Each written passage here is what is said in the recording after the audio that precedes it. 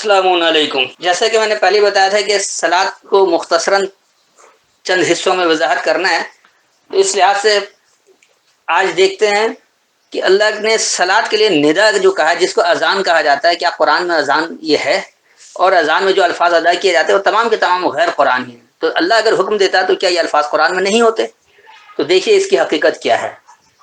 قرآن کے اندر جو انہوں نے جن معنوں میں اذان کو لیا ہے وہ صرف دو ہی آیتوں میں ہے۔ وہ ایک ہے سورہ مائدہ آیت نمبر 58 اور دوسری ہے سورہ جمعہ۔ تو ان دونوں جگہ سے اس کی وضاحت کر دیتے ہیں۔ اس وقت میرے پاس حافظ نظر احمد کا ترجمہ ہے، پہلے اس سے اور پھر اس کے بعد میں اپنے فہم کو بتاتا ہوں۔ کوشش یہ کریں کہ آپ لوگ خود بھی غور و خوض کریں اور جو بات آپ کو قابل عمل نظر آئے، خلاف عقل نہ ہو، اس پر عمل کریں تاکہ اس کے نتائج بھی سامنے آنے شروع ہوں۔ ورنہ صرف سمجھنا اور بحث کرنا، چاہے وہ بحث برائے دلیل ہو یعنی حج ہو، یا بحث برائے بحث ہو، جدال ہو، فائدہ اس کا کچھ بھی نہیں ہے۔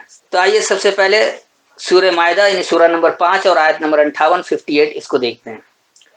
وَإِذَا نَادَيْتُمْ إِلَى الصَّلَاةِ اتَّخَذُوهَا هُزُوًا وَلَعِبًا ذَلِكَ بِأَنَّهُمْ قَوْمٌ لَا يَعْقِلُونَ۔ اور جب تم نماز کے لیے پکارتے ہو، اذان دیتے ہو، تو وہ اسے ایک مذاق اور کھیل ٹھہراتے ہیں۔ یہ اس لیے ہے کہ وہ لوگ عقل نہیں رکھتے ہیں۔ دیکھیے یہ کیا ہے، کیونکہ یہاں لفظ اذان ہے ہی نہیں، انہوں نے زبردستی اس کو اذان بنا دیا ہے۔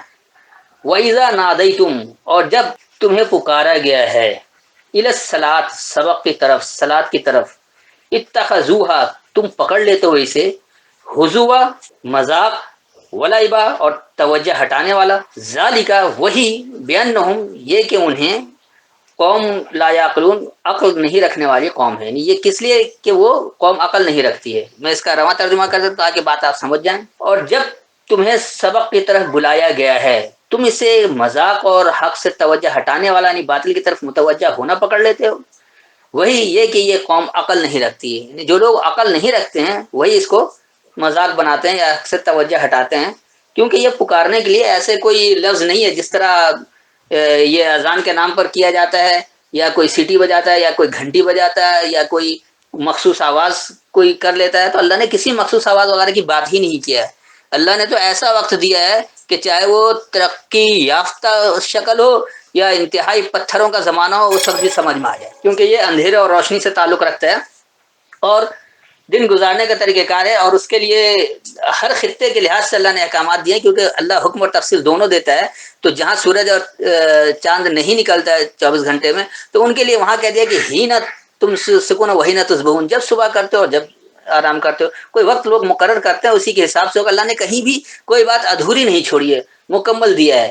تو یہاں پر بھی اذان کا کوئی لفظ نہیں ہے، بلکہ ندا کہتے ہیں پکار کو، تو جو پکارا گیا ہے۔ یقینی سی بات ہے کہ یہ عام لوگ، کافر لوگ، مشرک لوگ یہ سمجھتے ہیں کہ کس طرح سے انہوں نے کچھ پکارا بھی نہیں کیا، نہ کوئی گھنٹی بجائی گئی، نہ کوئی سیٹی بجائی گئی، نہ کوئی اعلان کیا گیا، نہ کوئی الفاظ ادا کیے گئے، نہ تالی بجائی گئی، اور پھر بھی یہ وقت پر اپنے اس میں پہنچ جاتے ہیں صلاۃ کے لیے، اور یہ قرآن کو سمجھ کر پڑھتے ہیں۔ تو یہ کیسے ہو جاتا ہے؟ اس لیے وہ اسے مذاق پکڑتے ہیں۔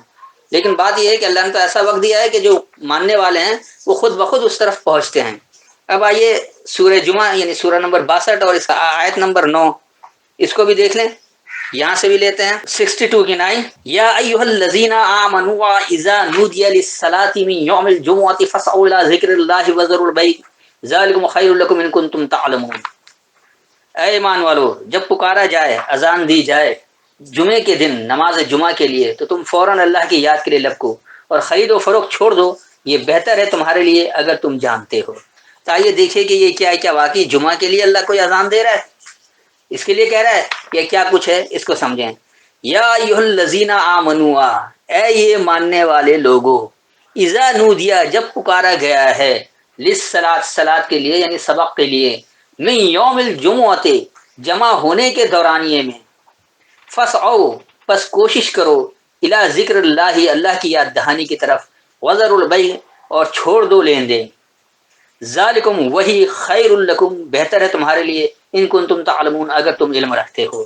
تو یہاں بھی اللہ نے کوئی آواز نہیں بتایا، نہ کوئی الفاظ بتائے کس طرح کرو، نہ سیٹی بجانا بتایا، نہ تالیاں بجانا بتایا، نہ گھنٹی بجانا بتایا، نہ کوئی سور پھونکنا بتایا، نہ کسی طرح کا اعلان ہے، نہ کوئی یعنی کوئی ایسی چیز نہیں ہے جس سے عام لوگوں کو پتا ہو کہ کس طرح کی کوئی ندا دی جا رہی، کہیں پکارا جا رہا ہے، بلکہ جو ماننے والا تھا اسے خود بخود پتا ہوتا ہے۔ اس کے لیے کسی الفاظ کی ادائیگی کی ضرورت ہی نہیں ہے۔ صرف سمجھنے کی بات ہے۔ تو اس کا رواں ترجمہ کر دیتا ہوں کہ اے یہ ماننے والے لوگوں، جب تمہیں سبق کے لیے بلایا گیا ہے جمع ہونے کے دورانیے میں، بس کوشش کرو اللہ کی یاد دہانی کی طرف اور لین دین کو چھوڑ دو، وہی تمہارے لیے بہتر ہے اگر تم علم رکھتے ہو۔ تو امید ہے کہ وضاحت ہو گئی ہوگی کہ اللہ نے کہیں بھی اذان کے لیے کوئی لفظ ادا نہیں کیا ہے، نہ اذان کو اللہ نے کہا ہے، کیونکہ اگر واقعی اذان کا حکم اللہ کا ہوتا تو یہ اذان کے جتنے الفاظ ہیں قرآن میں ہوتے ہیں۔ قرآن میں اذان کے الفاظ ہی نہیں ہیں، جو غیر قرآنی لفظ ہے، یقینی سی بات ہے اللہ کا حکم نہیں ہو سکتا۔ اللہ جو احکامات دیتا ہے اس کی تفصیل بھی دیتا ہے، اگر آپ کو قرآن سے تفصیل نہیں ملتی تو اللہ کا حکم ہی نہیں ہے، کیونکہ اللہ نے صاف لفظوں میں کہا ہے کہ تلک آیات کتاب احکمت ثم فصلت من لدن حکیم خبیر، اسی آیتوں میں ہم تمہیں احکامات دیتے ہیں، پھر اس کی تفصیل بھی اپنے پاس ہے جو حکم دینے والا خبر رکھنے والا ہے۔ تو یہ ہو ہی نہیں سکتا کہ اللہ حکم دے دے اور تفصیل کے لیے وہ چھوڑ دے، کسی کا محتاج بنا دے کہ فلاں سے سن لینا، ایسا ممکن ہی نہیں ہے۔ تو اللہ نے جو صلاۃ کا حکم دیا ہے اس کے لیے اوقات بھی دیے ہیں، اس کے لیے کس طرح سے پکارا گیا ہے وہ بھی سمجھا دیا ہے، اس کے لیے کسی الفاظ کی ادائیگی کی، کسی گھنٹی کی، کسی سیٹی کی، کسی تالی کی، کسی منادی کی، کسی طرح کے الفاظ ادا کرنے کی کوئی اس کی تفصیل نہیں ہے، نہ اللہ کا یہ حکم ہے۔ اللہ نے جو احکامات دیے ہیں وہ سمجھنے کے لیے دیا ہے، جو شخص اللہ کا ماننے والا ہوتا ہے وہ خود بخود سمجھتا ہے کہ اس کے کون سے اوقات ہیں اور وہ خود بخود اس کی طرف آ جاتا ہے۔ پھر بھی کوئی سوال ہو تو بعد میں کر سکتے ہیں۔ السلام علیکم۔